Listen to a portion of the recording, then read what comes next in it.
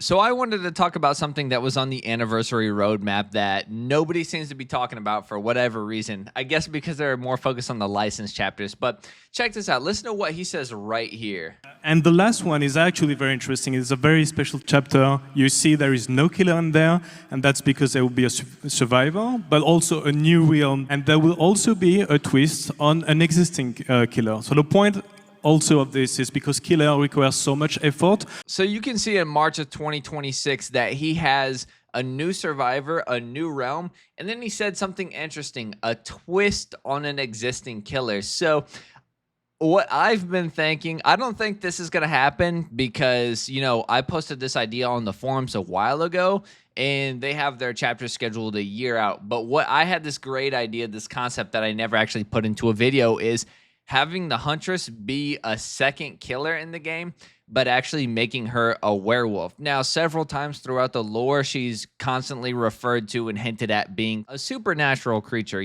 She has black eyes. Bodarks have black eyes. A Bodark is a Russian werewolf, by the way. The soldiers in her tome lore call her a Bodark. She has a few werewolf-like little charms that say they fit her a little too well. Her blighted skin, for example, it almost looks like she's turning into a werewolf.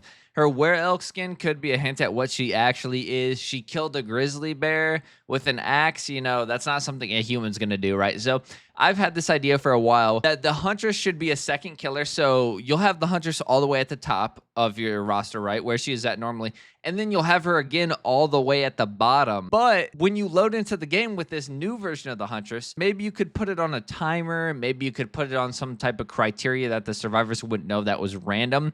But at a certain point in the match, probably like not too late, 1 to 2 minutes, maybe 3 minutes in, she transforms into a werewolf. So the survivors won't know, okay, are we going against huntress or are we going against the werewolf huntress, right? So the first 2 to 3 minutes of the match, it's just a normal huntress, normal movement speed, 110, 77 when throwing hatchets, 7 hatchets, the whole 9 yards. And then around the 2 to 3 minute mark, she transforms into a werewolf or a Bodark, and she gets an entire new kit, entire new powers.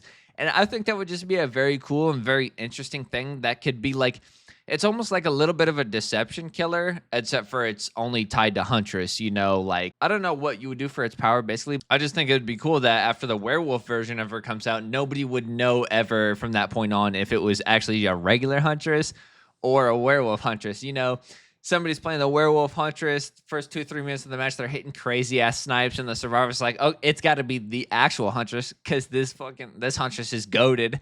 She's insane. She's landing these crazy ass cross maps. Why would they ever switch to the werewolf?" And then 30 seconds later, she transforms into a werewolf. I think that would be a very sick killer concept. A lot of people on the forums, because I posted it on the forums, big mistake because the forums are absolutely awful. A lot of people on the forums were complaining about it being too complex, which it isn't at all. If you think about Vecna, Vecna has 4 very complicated powers with 4 unique, very complex magical items that counter them.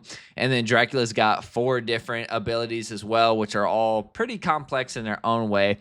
And I think having huntress also sometimes being a werewolf, you would obviously have to select her, right? You'd have to, so you couldn't select the original huntress and just transform into a werewolf wherever. You'd have to actually select the second version of a huntress, and it would force you to be a werewolf at some point. So that way you can't just, play huntress the whole match and then transform whenever you want, right? Although that would be cool, that would probably be too strong. So who knows on that front. But yeah, people are saying it's too complex. It's not too complex. It's pretty simple. But yeah, I kind of just wanted to throw this out there. I know I threw out the Dead Space Ubermorph killer concept a while ago, and I just figured I'd get this one on video just because I don't think that's what they're going to do, because it's literally scheduled out for March 2026. They say it takes a year for them to do chapters.